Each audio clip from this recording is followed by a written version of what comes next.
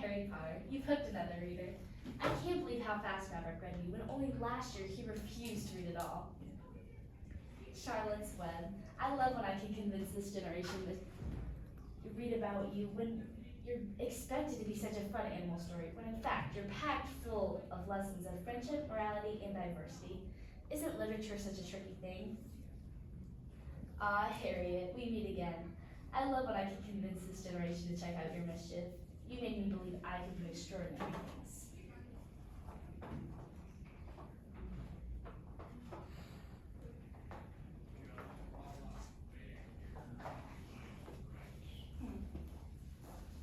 Well, look at the time. I suppose I have time to check my email before I head out. So today's the day. It was bound to happen. Subject: despicable books ruining our innocent children. Dear Miss Wheeler, I am a lover of knowledge and information and encourage my children to be students of the world around them. I love when they chuck books out from the library as it gives us a chance to explore all the wonders of the world together. You can imagine my horror when my second grader checked out a book that is completely unsuitable for his age group. It was full of offensive language, a complete disregard for authority, and detestable potty humor.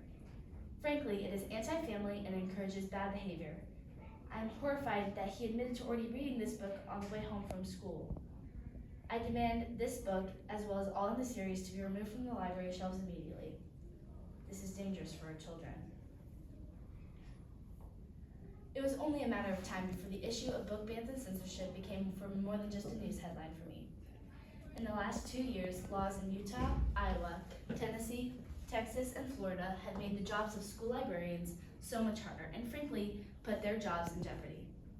But this isn't about me or my job. This is about protecting our intellectual freedom and right to human expression. Many before me have gone out to take on this important responsibility. In fact, this has been going on since the first pen met paper. The first recorded book banning happened in 2013 in China. This was a huge setback in the Chinese people's rights. However, this was just the beginning of book burning and banning in the world. A religious endeavor in 1559 lasted for over 400 years.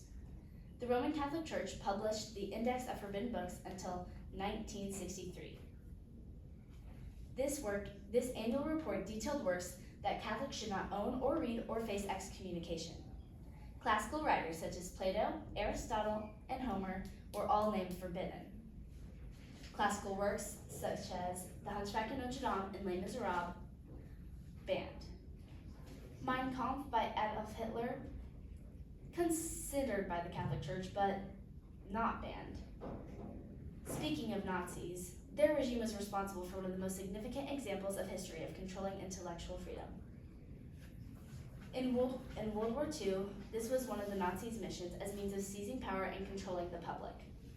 An example of this occurred May 10, 1933, when university students burned around 25,000 books. Jewish authors like Sigmund Freud and Albert Einstein were huge targets of hatred. Also, many American authors, like Helen Keller and Ernest Hemingway, were deemed a threat to the Nazi mission. German universities banned any books that had anything to do with Jewish beliefs or ideology.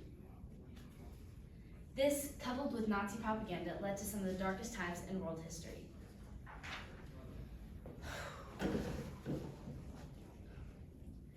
It's a heavy subject, isn't it? All these groups and factions clamoring for control and power, resorting to war, destruction, and violence to achieve their goals. The lengths to which they will go to destroy our knowledge just indicates how powerful and important it truly is. It cannot be properly documented what is lost when access to information is still being forcibly restricted and free thinking is regulated. But power and control is not the only motivation for censorship. Fear is also a dominant factor. Although, as a nation that prides ourselves in our freedom, the United States is certainly not immune from the effects and goals of censorship. The fear of communism following World War I initially, and then again in the 1940s and 50s, ushered in a new age of censorship, which were not only leftist and socialist ideas targeted, but people were publicly called out and ostracized. This era was known as the Red Scare and was spearheaded by Senator Joseph McCarthy. Now, McCarthy has denied burning any books. It was his anti-communist movement that led to that outcome. Although Presidents Truman and Eisenhower did not see eye to eye with McCarthy, and Eisenhower is quoted as saying, "Don't join the book burners. Don't be afraid to go to the library and read every book, so long as that document does not offend our own ideas of decency. That should be the only censorship." It seems a bit of a doublespeak, as our government was actively removing any literature by communist authors from our government-sponsored international libraries in order to paint America in a positive light and promote American ideals.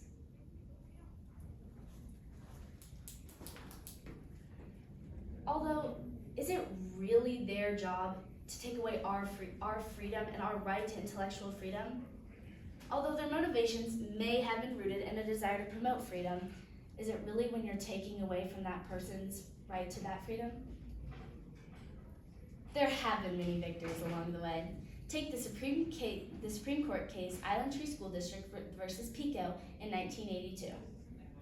This happens to be the first and only Supreme Court case regarding book bans in schools.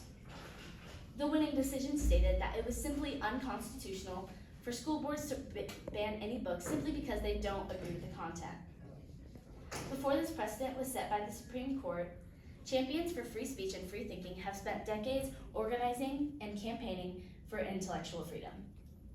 The American Library Association established the OIF, Office for Intellectual Freedom. This organization gives support to entities facing book bans. The organization's most notable and visible accomplishment is the creation of the Banned Books Week. Since the initiative was launched in the 80s, it has become increasingly popular in public and school libraries. Many beloved stories, such as Harry Potter, The Hunger Games, Charlotte's Web, Alice in Wonderland, To Kill a Mockingbird, and The Color Purple, could have been lost to book bans. At the risk of sounding dramatic, we are in the midst of a war for intellectual freedom.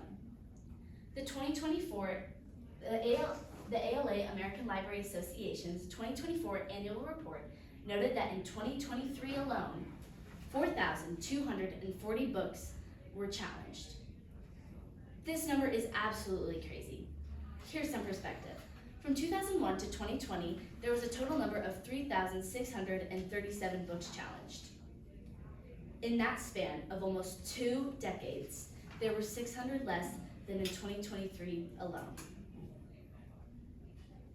Well, I have been on my soapbox long enough. History continues to repeat itself, as those who wish to control our knowledge don't ever go away. But there are resources for people like you and I to continue to take seriously this responsibility for our intellectual freedom.